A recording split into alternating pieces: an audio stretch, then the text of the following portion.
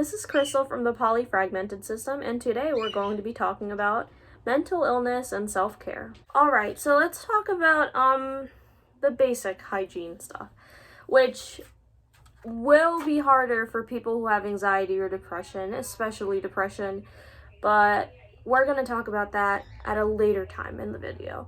So basically, you're going to want to shower, you're going to want to comb your hair, you're going to want to brush your teeth, stuff like that. That's like normal basic hygiene stuff that people do. Because as I think, and I really do believe, if you smell good, you will feel good.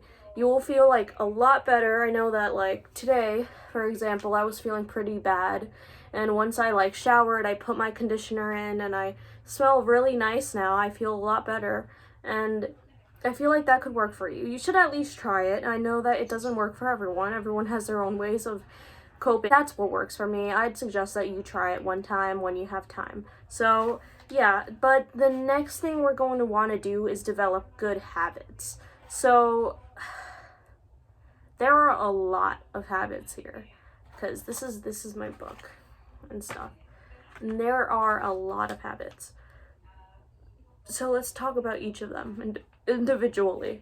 Alright, so the first thing you're going to want to do is change your negative self-talk to positive self-talk, which is really difficult, especially for people who have depression and anxiety disorders, also borderline personality disorder, a lot of disorders, even that I haven't even mentioned, but just turn those negative thoughts into positive ones. And I know that's impossible, but at least if you're saying, like, for example, I hate myself, like say I love myself, or if you're saying that I'm so dumb, say I'm just, I'm not dumb, I'm struggling and everyone struggles, or stuff like that. You could say I'm smart, but I'm pretty sure you won't believe that in the moment. But at least reason it out. Be like, humans make mistakes. Like, why do I think I'm dumb? Like, why do I think I'm dumb?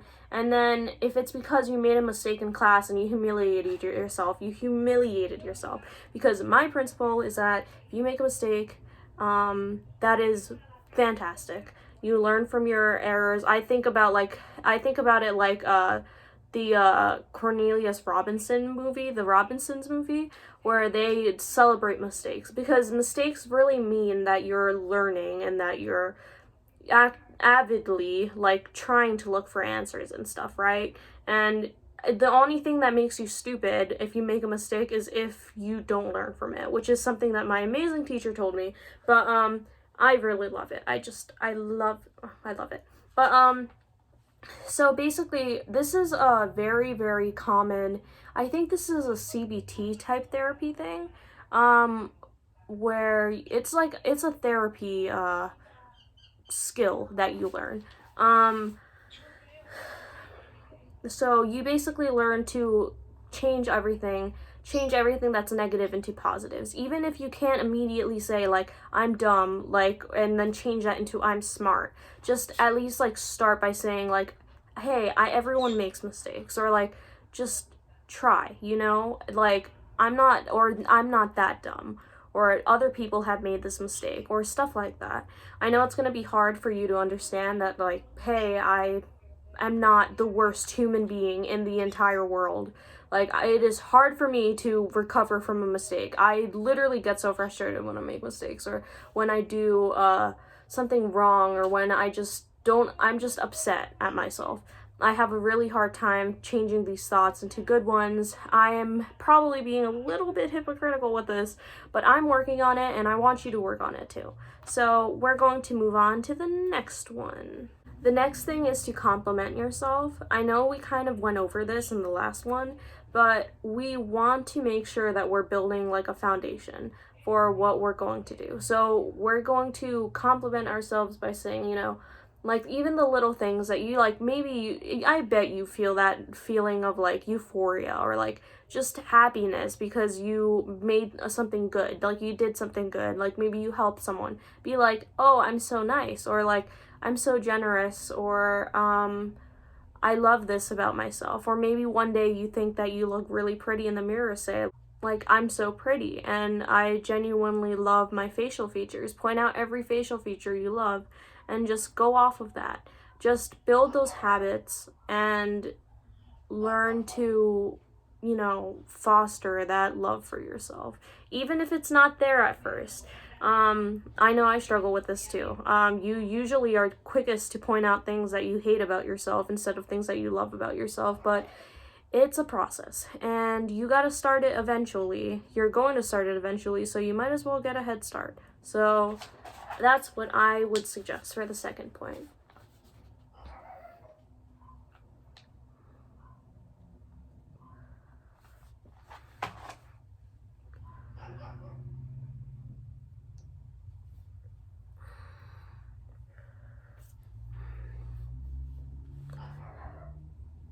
Alright, so the third point is going to be to meditate. So I know this sounds really silly because you just think, oh, meditation is for like those Mormons or like those monks. Not Mormons, those monks. And, well, monks. That's probably what they're, the right pronunciation. But basically, no, meditation is for everyone. And it's so important. Like, I can tell you that meditation gets you to know yourself. It gets you to relax. I'm sorry that my dog is still barking. It's this tiny little dog that is so tiny. She's 6 to 8 months old, and she's still a puppy, like tiny puppy, like this big. She really thinks she's the strongest person ever. But the strongest dog ever. But basically, meditation helps so much with your well-being, and it just helps so much. I know that when it comes to DID, it helps you know yourself, it helps you know your alters. I know that it just helps you build positive connections. It helps you to relax. It helps to alleviate like anxiety, and it just helps you be happier. And I know it sounds so stupid. Like, how could sitting with my eyes closed while listening to music or while breathing make me happier? It's just, it works. I swear it works. And the main app I want to suggest for this is the Calm app. And I'm not sponsored. I wish I was sponsored. I love them. I'm probably their like number one fan. But I love their app because they have stories and stuff like that, but the main stuff I go to are the soundscapes and the breathing exercises.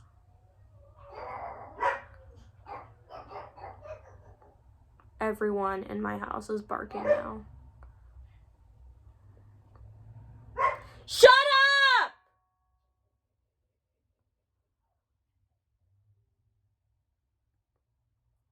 So I'm going to recommend the Calm app because they also have breathing exercises and they have soundscapes, which are so amazing. My go-tos are the fireplace, the water sounds where it's just playing like waves and it has like soft music in the background.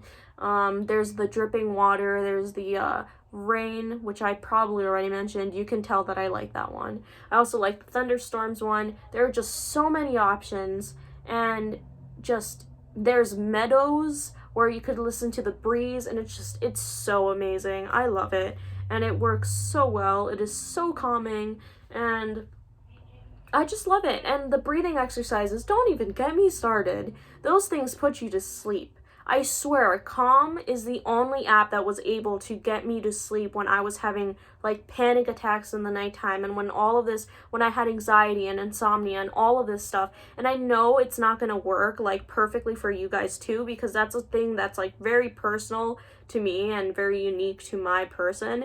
But I'd strongly suggest to give it a chance. It sounds so stupid, but I swear it works.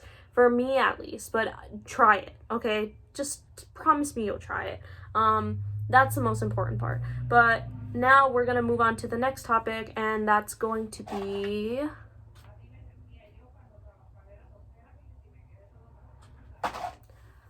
enjoying yourself.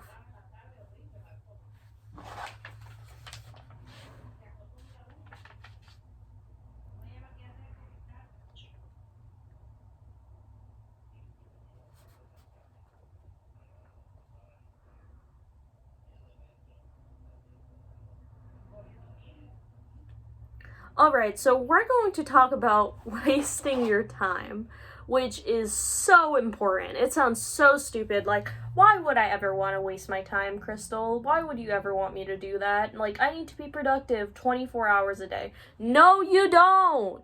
No, you don't! Stop right there, young lady slash boy slash non-binary person slash everyone in between and beyond. I love you all, by the way. But, no, you need to waste your time, okay? You can't expect to live a life where you're going to be perfect and that you're going to get all this work done in 24 hours. It is not possible. You are human. You deserve more than just that, okay? You deserve more than just that. So what I'm suggesting is that you do stuff that just you enjoy, that you personally love, or that just waste your time and just allow you to get your mind off of things. So that would be stuff like face masks, painting your nails, coloring, watching movies, spending time with yourself, like meditating. I really love meditating. And other stuff like that. Movies, I know everyone like everyone's so annoyed about how like they spend too much time on Netflix. No. Like, sure, if you're not doing your homework ever for like the past 2 months, and it's bad that you're spending so much time on Netflix, but no, it's okay for you to spend time on Netflix. Like, watch those movies. Like, I personally cannot keep an attention span long enough to watch a movie, but watch movies. Like, watch movies and do what you enjoy. Do stuff that just absolutely wastes your time. Just, oh my god. Just do stuff that will make you happy. And that's the most important takeaway from today. You just need to know that you need to do stuff that will make you happy, and that you need to do stuff that will just help and better your mental health. So now let's talk about the next subject, which is socializing with other people. Ew. Well, we got this. We got this. We got this, our people with anxiety, depression, everything beyond, everything in between. So we got this.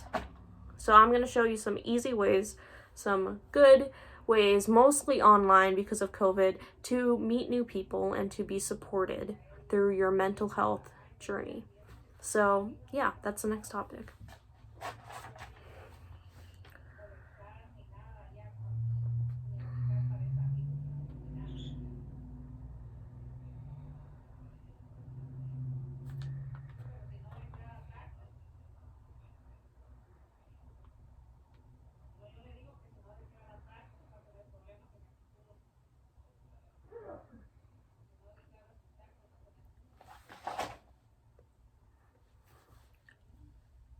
Okay, so socializing. What do we do when we have to socialize? I know no one likes to socialize. I'm sure that all of our mentally ill people do not like to socialize. Some of us do, which I applaud you, but I personally hate to socialize with people. I have a very, very, very constricted friend group. I have like 2 friends that I actually care about, and I have 1 adult friend that I love. But basically, it's hard because people who have like general anxiety disorder or social anxiety and stuff like that, or depression, people who can't even get up, or trust issues, stuff like that, it's really hard for you to maintain relationships and to even find them. So what do we do in those situations? So if we don't want to put ourselves out there, or we don't want the commitment of a relationship, we're going to want to join online places, like for example Discord, TikTok, Facebook, which isn't really used, but it's really good for support groups. But we're going to want to do stuff like that. In Instagram is another possibility. So you're going to want to search up perhaps your disorder and support group, and maybe type in Facebook or Discord. I can guarantee you that there is at least one support group for your category of illness, where somewhere that you can explain like, hey, is this normal? Or like, hey, does anyone else identify with this? Or hey, does anyone feel me on this? Like, hey, I really need help Can someone please give me some inspiring words and stuff like that? People will help you with that, and people would love to make friends with you, and just, you don't need to like talk to them 24/7. They're there for you either way. So you need to be heard. It is so important that you are heard, because you can't just live a life where you don't talk about your feelings. I've done it before and it's never worked out. It just, you bottle up your emotions and it just gets worse. So you need to talk to people. Even if it's out of your comfort zone, just find ways to alleviate that problem, that issue that you have. So I'd recommend, I'm gonna put some recommendations for support groups in the description box, but I'm going to search up some, I'm gonna put around 2 per disorder and stuff that I know of. If you guys want me to add anything, you guys can easily search it up, but if you want me to add anything that you think is important, then I would be glad to. Just comment. But now let's talk about our lows. Let's talk about when we're in a depressive episode, or when we're just not okay.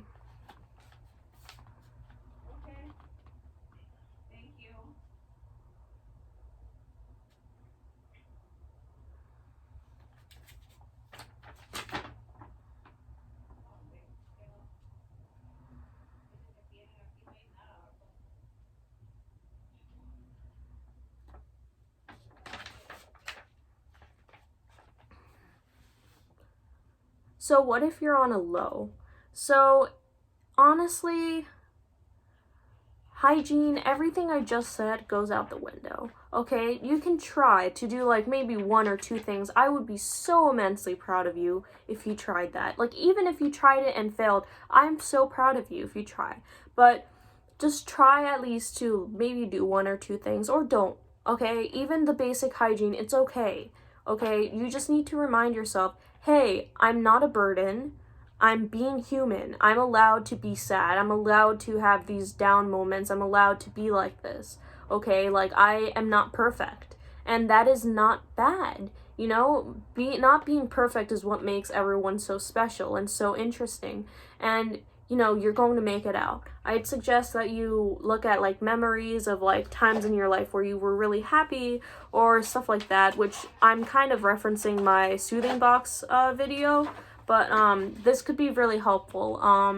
You can actually look at my soothing box video on how to calm yourself down and how to stress relieve, but so we're just going to basically try to prioritize ourselves. And this is hard because you usually, when you're on these downs, you just hate yourself and you just don't want to deal with yourself anymore. But you just have to know, and you have to understand that you are so important, that you are so loved, and that you deserve the world entirely, the world and more. And you have to think of yourself in that way, and you have to prioritize yourself. Like, for example, I am struggling currently with a lot of my classes because it's my 11th year, and I'm just struggling a lot. And it's really hard because being the 11th year and being so mentally ill as I am, finding out about stuff that happened to me, it's just been so overwhelming, and I have to drop classes, unfortunately. Classes that I even like and stuff like that. Just, it's hard because you don't want to let go, but you have to do it, and you have to prioritize yourself.